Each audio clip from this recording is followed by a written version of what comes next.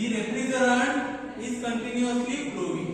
So here from this copper piping or from this component, the refrigerant is continuously flowing. So here we will show the flowing of the refrigerant or direction of the refrigerant flowing by the arrow. So the refrigerant is passing from compressor to the condenser, and from condenser to the expansion valve, and from expansion valve to the evaporator, again from evaporator to the compressor. So this is the suction side of compressor and this is the discharge side of the compressor. Right? Now what is happening in this system, you will see the cycle is the closed cycle.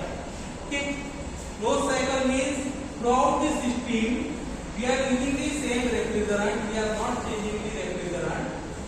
Okay, so as the cycle is the closed cycle, so that we can start the explanation from any of the component.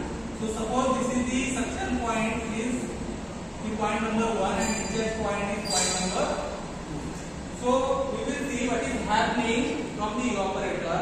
From the evaporator, low temperature and low pressure saturated vapor refrigerant. Okay, so low temperature and low pressure saturated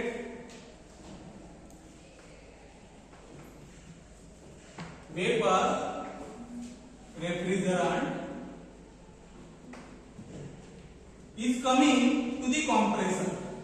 As we have seen, this point number 1, the low temperature and low pressure saturated vapor refrigerant is coming to the compressor. Suppose the temperature of the refrigerant whenever it is coming to the compressor is suppose 0 degrees Celsius or 2 degrees Celsius minimum temperature. Okay. Now after which what is happening, we know the function of the compressor. What is happening in the compressor? The temperature and pressure of the refrigerant is increases. So here in the compressor, the temperature and pressure of that refrigerant is increases very much high. So at 2 points, this is the discharge point, or we can say the discharge of the refrigerant. Now here, whatever the refrigerant we are getting after the compressor, the condition of the refrigerant as high pressure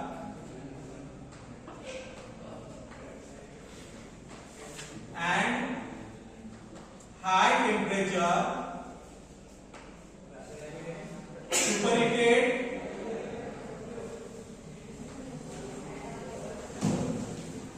vapor refrigerant. Okay. So the condition of refrigerant after compressor is high pressure and high temperature superheated vapor refrigerant. High pressure and high temperature because in the compressor whatever the refrigerant is there, it is getting compressed, and you know the effect of compress. By the effect of compression, the pressure is increases, and as pressure and temperature are directly proportional to each other, as pressure is increases, then temperature is also increases. Right? After which this high pressure and high temperature superheated vapor refrigerant is coming to the condenser. Okay. Now in the condenser we are using the condensing media. The condensing media may be air or it may be the water. Suppose the system is small system, just like our domestic refrigerator or air conditioner or water cooler. In this case we will use the condensing media as air. So we will see what is happening in the condenser.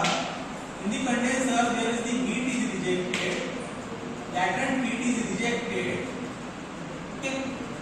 Now when this refrigerant is coming here, so after the compressor, suppose the temperature of the refrigerant is increases to suppose 50 degrees Celsius.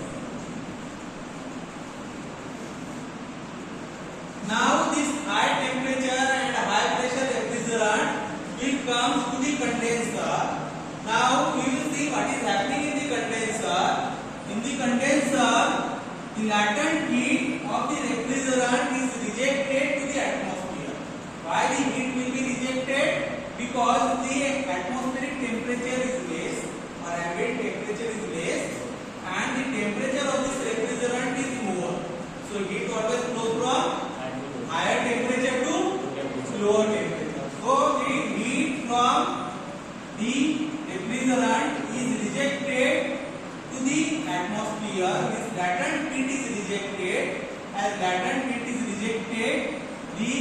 condensation of the vapor is started here, and up to this point, at the end of condenser, all the vapor refrigerant is converted into the liquid refrigerant.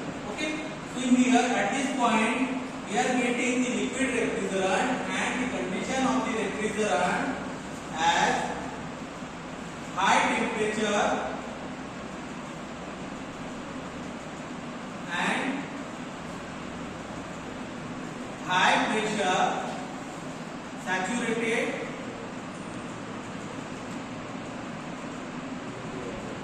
liquid